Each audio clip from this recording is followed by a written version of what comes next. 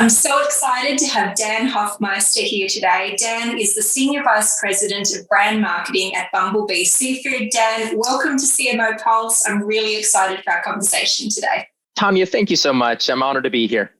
Brilliant. Well, we were chatting and, I don't want our viewers to be too jealous, but how is it in San Diego today? Can you just give us a quick rundown?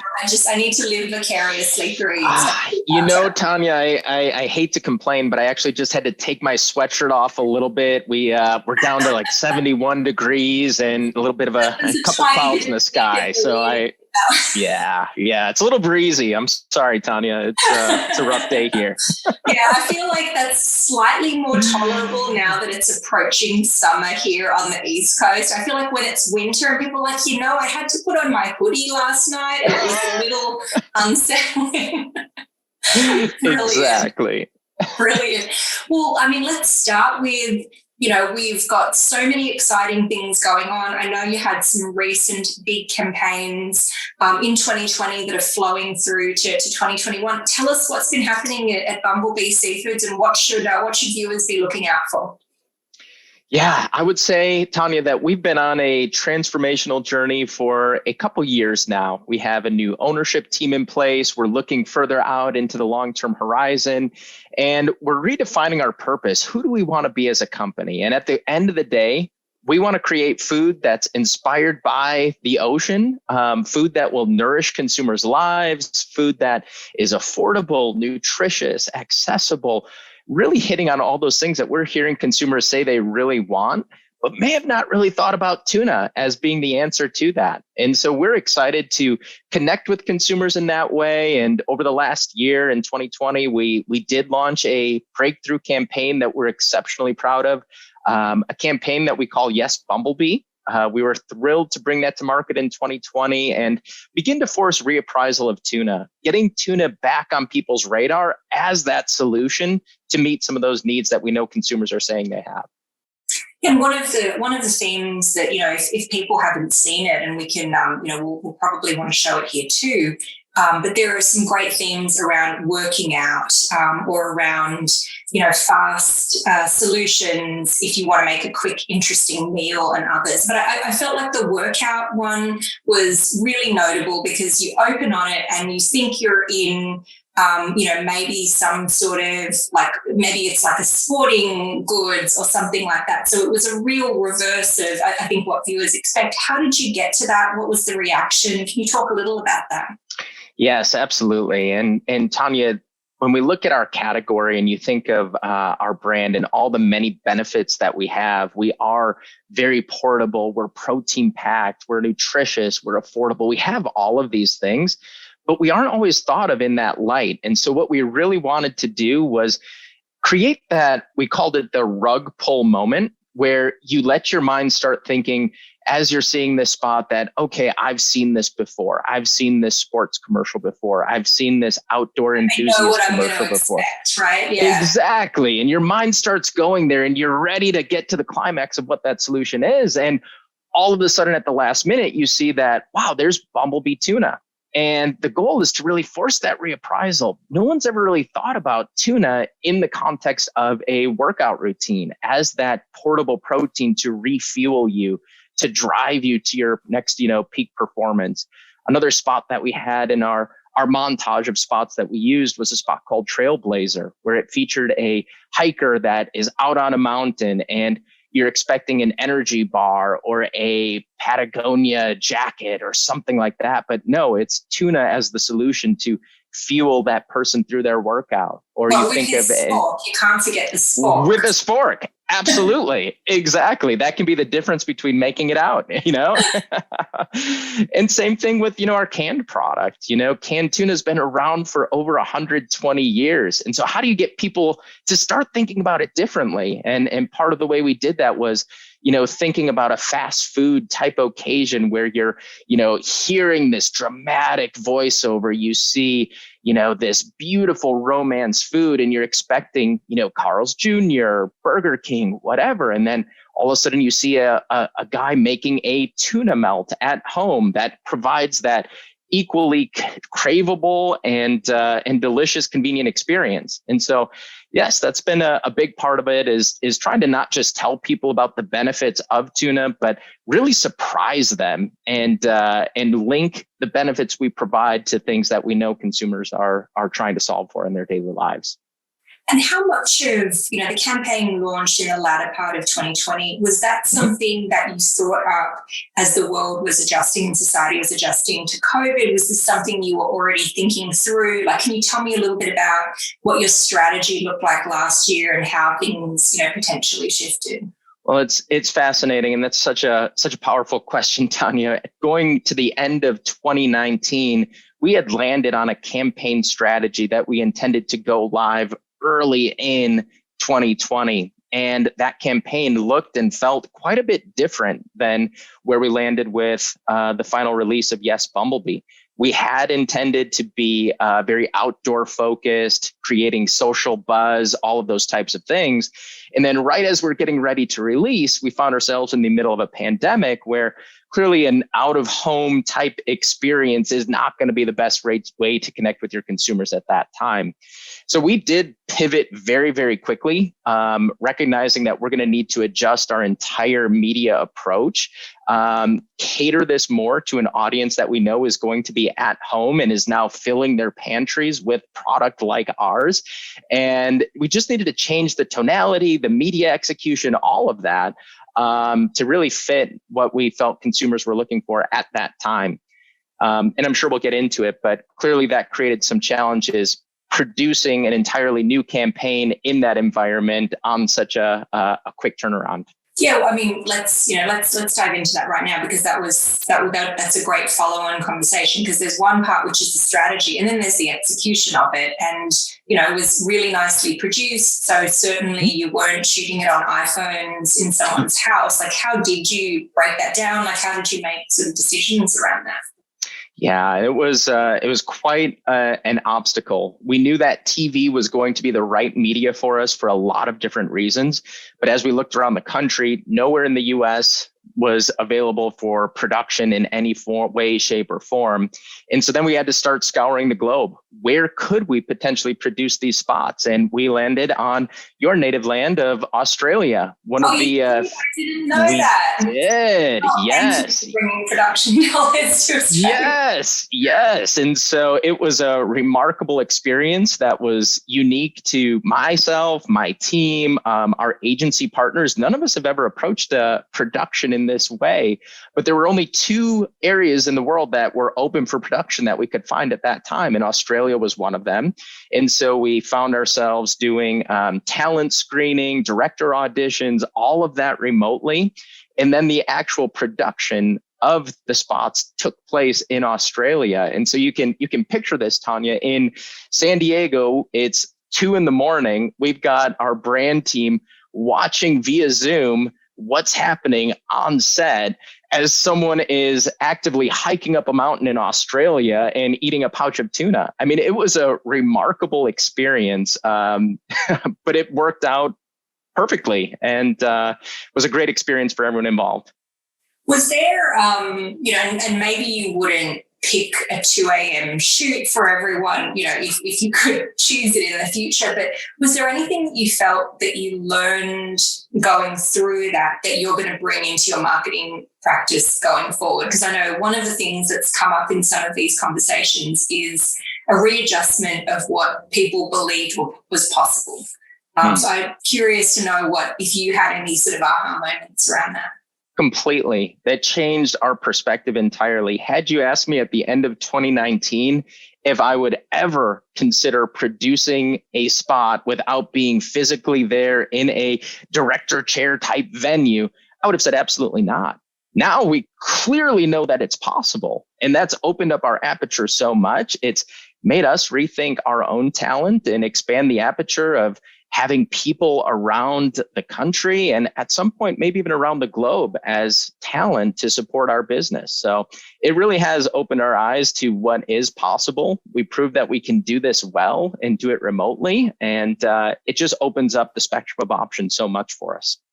Oh, that's incredible. And you mentioned, you sort of rallied around this hashtag, yes, Bumblebee. And I know that's something that's showing up still on Instagram and Twitter and Facebook and many other platforms. Can you talk a little about the role of social overall, but maybe specifically with respect to this campaign and how you've been continuing to keep the conversation going? Yes. So throughout 2020, there were two main work streams for our team. And one of them was truly Yes Bumblebee. That was kind of the anchor. But a complementing aspect of this that is maybe less visible was what we called our digital infrastructure project. And that really got down to the heart of recognizing that in order for us to maximize the impact of this outbound media, we need to be able to have the effective platforms to maintain that relationship with our consumers, a thing that we hadn't really done a great job of in the past, to be perfectly honest. And so this was an opportunity for us to get really serious about looking at our brand and our product. And we put a pretty lofty ambition out there that we wanted to be a best-in-class digital brand. And we started taking steps in that direction to start making that possible. And as we're seeing, we've started to create that connectivity between, mass media and what's happening on social. And it's something that we know we're going to keep evolving and are excited to build on for the future. But it's critical part of where we are, what's made our campaign so successful, and what we think we'll need to be successful into the future. Turning a little now to you and to your story. So I know you've been with Bumble Bee Seafood now for some time, and I'm sure there's been some really exciting evolutions there. You were at Hormel beforehand. Can you tell me a little bit about, when you reflect back, what has been the most influential decision that you think you've made in your career? The most influential decision is going to be the most influential is going to be a challenge, but I'll tell you the biggest decisions that I've made. I've found that they all have to do with people. They really have to do with people. And I think about people that I've hired, going back to early in my career at Hormel and where I am now at Bumble Bee. Those decisions that I've made to bring certain people into the team that will carry the mantle of the brand that I see as a complement to my strengths and addressing some of my weaknesses and opportunities for improvement, bringing the right people and the right talent on board to flourish and to help our brand go to the next level has really been the biggest impact, most impactful decisions that I believe I've made in my career. What do you look for? I look for somebody that, first of all, exemplifies our corporate values. Values is fundamental to everything that we do at Bumble Bee. We're all about people first, and that means a lot. Making sure that people do treat people well and in the way that that we want to be treated. And that's important, not just for a team functionality, but it also shows itself or manifests itself in the way that we connect with our consumers. We aren't just, marketing, trying to push product on people. We're trying to create relationships with our consumers. And to have that, we need someone that embodies that people first mentality. So clearly that's my first and foremost look, anyone that I look at bringing onto the team. And then second, it's really that complementary talent that I look for. It's easy. It's tempting at times to find someone that looks like me, thinks like me, acts like me. But really, it's pushing ourselves to think, I need someone that's very different than me, that can bring a lot of insight that's different than mine to the table so that we get a more holistic, comprehensive solution to meeting our consumers' needs. On your first sort of screener, if you will, of people first, because it's important. I think it's something that I'd say many executives or many people hiring aspire to. How can you tell? Like, do you have specific things? Like, how do you? Because if someone's in an interview concept, like it's sort of hard to identify candidly someone who's going to be jerky or someone who's going to, misbehave under pressure. Like, what are some of the things that you've learned over time that you look for? Well, to your point, Tania, that's incredibly challenging at any time. And that's been especially challenging over the last year. And throughout the course, I've ended up hiring people that I still haven't physically met in person, which is remarkably challenging. And So as you're having a Zoom conversation with someone for the first time and you're trying to pull some of that out, that is a big challenge. And for me, it really starts with a filter on, what do you care about? What is it that makes you tick? What is it that you're about? And pretty quickly you get a sense for what people value as they start to impromptu answer that type of question. And it kind of leads you in a direction as to whether you think this will be a good fit or not, at least in my opinion.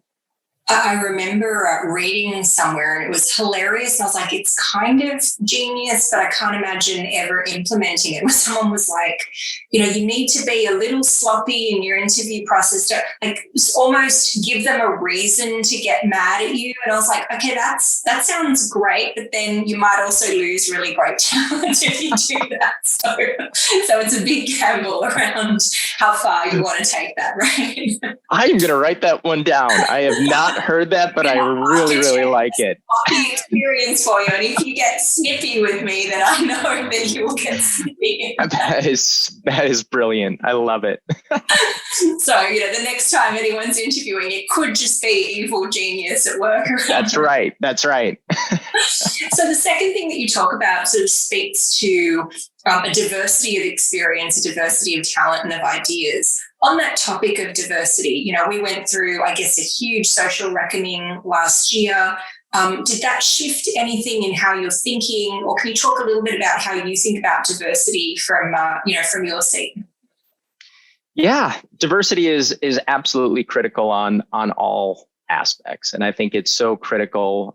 Just looking at the makeup of our consumer base, if we aren't reflecting the views, the ideals, the perspectives of our consumer base, then we aren't going to do a great job of being relevant and connecting with them. And one of the benefits, if you look at some of the benefits over the really hard conversations that happened over this past year, is that this has forced some really tough conversations. It's opened a lot of our eyes to, potential blind spots that we should be thinking about, really pressing issues that matter a lot to our consumers. Again, you think about people first. That's really, really important to understand where all consumers are at in their journey, in life in general, how they see the world. And the more we appreciate that and understand that, the more likely we're going to be able to be relevant to them as they go about their daily lives. Well, and that touches on sort of an important thing for many of these discussions, which is sort of staying close and keeping a pulse on what's happening in culture. Mm-hmm. Can you speak a little about, and I'm sure, last year posed sort of unique challenges of staying up to date because your consumer's changing, you're working from home, your team, so there's this whole, wash of stuff. But can you talk a little about how you personally as a marketer keep close to your customers and how you keep a pulse on, on what's sort of happening and how you need to be thinking differently? Yeah, absolutely. I mean, at the core, understanding and staying close to our consumers and where they're at, being relevant to what's relevant to them is really important. I'll just give you a very interesting example of how that's played out for us last year. I was at my son's soccer game and actively coaching when I got an urgent text message from someone on my team saying that, hey, there's a social conversation that we need to get involved in. I'm like, okay, well, let's look into this. And it happened to be right in the middle of the 2020 election campaign process. And apparently President Trump had been speaking at a rally and mentioned something about protesters using canned tuna as a weapon being thrown, and happened to mention specifically Bumble Bee as the brand of choice in those types of conversations. And immediately that raised a lot of red flags. And clearly this is a conversation that's very relevant, that a lot of people have eyes on, that a lot of our consumers are engaged in for a lot of different reasons. And we had a choice in that moment. Do we speak into this? Do we pull back? How do we approach this? And I'm really pleased with the way we stepped into it. At the end of the day, we did speak into it with a very simple phrase of just saying, eat them, don't throw them. And what we saw was just remarkable response where there was something that was so divisive, potentially divisive, that ended up becoming this unifying conversation. We were trending in the top 10 on Twitter for a couple days as people were talking about this. And it was just an exciting time to be part of a potentially divisive conversation and start to bring people together in a way that offered a little bit of levity. But also being, very, very relevant and approachable to the conversation at hand. Yeah, and it touches on something that I think is important to also speak to, which is, you talked about you and your team have been on this mission to sort of relook at your purpose and, relook at, who you are as a company and what you mean. Does that become a guiding principle when things like this happen? Like, what was your framework? Because I know, it used to be that the safe thing to do whenever there was anything divisive or anything that was sort of a crisis was to go dark, right? It was just ignore it, pretend it doesn't happen, and just it'll go away. And I think that doesn't seem to be a great option these days because the consumer does demand more. How did what you were already doing as a company inform this? Like, how did you kind of get prepared for something like that? Because that's not, no matter how much you pre-plan, you cannot plan for that, right? Like the likelihood that that's going to happen is quite low.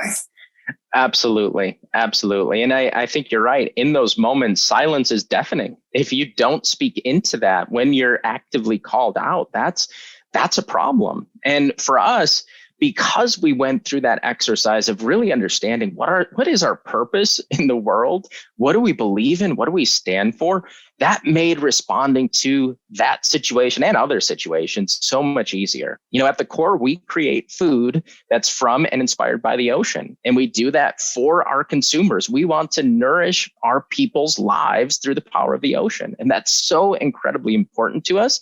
I mentioned two big words, food and people. We're talking about food. We're not talking about units. We're not talking about cases. We're talking about food that goes into people's body and fuels them, that offers value, that nourishes their lives. And that word people, we need people at the center of all of this. And as we thought about our response to that particular instance, it was, okay, how do we channel that appropriately? We don't want to come across as a legalistic bureaucrat or anything like that. We're dealing with people that, have relationships, and you want to have that act in a way that creates that relational connectivity, versus pushing something at them, if that makes sense. And so that purpose, those values have really guided us in that discussion to address those types of conversations. Yeah, no, that's really helpful context, because I think it's, it avoids too much hesitation when stuff really happens, because the last time to prepare for a crisis is when it's happening, right? So absolutely. Yes. Can you talk a little about your approach as a marketer? And I'd say on one end, for purposes of this question, you've got, incredibly data-led, doing everything by the data and sort of creative flows from there. And on the other end, you've got, I'm entirely creative-led. Maybe there's data, maybe there's not, but I'm very, very ideas-based and sort of gut-based. Where do you sit on that continuum? How would you describe yourself? Yeah, really great question. I look at myself and my background, I'm incredibly analytical. I grew up being classically trained at a Fortune 500 CPG that was very data oriented, very focused on having the right business case tied to data before you make a clear decision. And, as I look at myself now, I'm still that way, but I would define myself a little bit differently as a marketer. First, I would say purpose-led above and beyond all else. And it does go back to that desire to nourish lives through the power of the ocean and letting that drive the decision process. At times, that may lead me down an analytical route. At times, that may lead me down more of a creative route. And so I think that's been priority number one. And then as far as going beneath the surface there, I continue to rely very practically on how data has played out. It's kind of interesting, Tania. I've gotten to the point where I've now begun mapping from not just top of funnel execution down to point of conversion, but top of funnel investments all the way down to point of conversion to actual fish needed to support this, and trying to bridge that data gap from the top of the funnel all the way down through our supply chain. And so I'm also thinking from a supply chain, is that also a sustainability element to that? 100%. Absolutely. We talk about kind of three pillars of our business: people, product, planet. And the product side is clearly core to the marketing world, but that planet side is equally important. And understanding the sustainable side of the equation, we need to protect our oceans. We need to champion our oceans, and we'll continue to do so. And understanding that link between what we're doing from a brand marketing perspective all the way down to the sustainability side of the equation is absolutely critical for us. And when you were, you talked about the sort of shift that you made with the campaigns that you'd already pre-planned. And you also talk about them being a somewhat surprising reverse.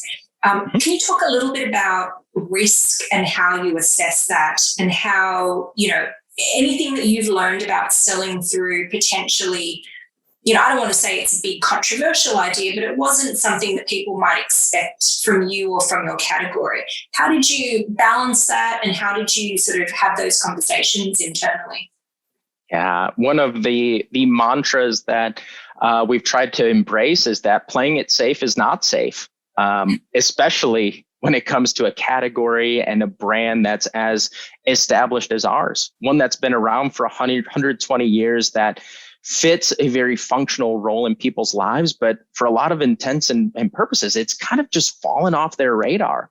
And so we could continue down the path of the safe route of, let's just talk more about recipes. Recipes are great. That's really helpful. But to really force that reappraisal, we knew that playing it safe would not be safe. And so we did lean out beyond our comfort zone, beyond my personal comfort zone in many ways. But we did it for the sake of really being aggressive in trying to accomplish what it is that our ultimate goal is. We want people to begin to see how tuna, this reliable item that's been there forever, how it can fit their very contemporary needs right now. And we really felt that this was the most effective way to start doing that. Oh, I love that. And I feel like playing it safe is not safe could almost just be the theme for the world right now, right? Like anything that you thought you could just count on and that was the safe bet is like the opposite is true now. So it's very unsettling. It's a lot of work, right? It is. It really is. This change thing, I don't know, this transformation thing, yes, it's exhausting. Well, last question on that piece was, you mentioned that you sort of knew that television would be an important platform for, for this most recent campaign. Have you shifted your platform mix much in the last year? I know, there's been a big rise in streaming, like television ratings have continued to be challenged. Have you shifted how you've been thinking about your mix? We have, yes. So in the middle of the pandemic, we did lean heavily on TV, and for a couple of reasons. We knew more people were going to be at home. We saw TV consumption spiking, all of that, and we also really wanted our campaign to be focused at the top of the funnel. We wanted to force that reappraisal, that both awareness as well as consideration at the high level, and we're less concerned with the lower funnel execution at that time, as we were struggling to stay in stock and lots of people weren't interested in being in store for very long. That was the strategy that we deployed at that time. Now that the world has started to evolve and shift a little bit, as we look towards July, where we're going to be back on air a bit more aggressively, you're going to see a much more comprehensive funnel approach, where we're going to continue in select markets to have TV in the mix, but leaning much more heavily than we did last go around into the digital space and being more focused on that space, and even getting down towards that point of purchase with, retailer media, and getting all the way down to that point of purchase to ensure that full coverage throughout the purchase funnel. Got it. And so last question for you. if you could go back to the beginning of your career and offer yourself one piece of career advice, leadership advice, anything, what would that advice be? Oh, wow. I would say just have an open mind. Have an open mind. I look back at earlier stages in my career, and I know how deeply I labored over specific decisions and found myself set in my ways in a number of different areas. And as I've grown as a leader, as a person, I just see so much more room to broaden my perspective, bring in diverse opinions, bring in diverse thoughts, and just be open to new ways of doing, new ways of thinking, and taking some risks, trying things, doing some things a little bit differently. And, the world we live in today is obviously quite a bit different than when I started. But you look at things like digital media and being able to test and learn where you don't necessarily need all the answers. You can actively take action and learn in the process to inform future decisions. And it's just a very different mindset than when I started my career. And I would speak to my younger self and say, get ready for that. I love it. Terrific. Well, so great chatting with you, Dan. Thank you so much for joining. Tania, thank you so much. Really appreciate the time.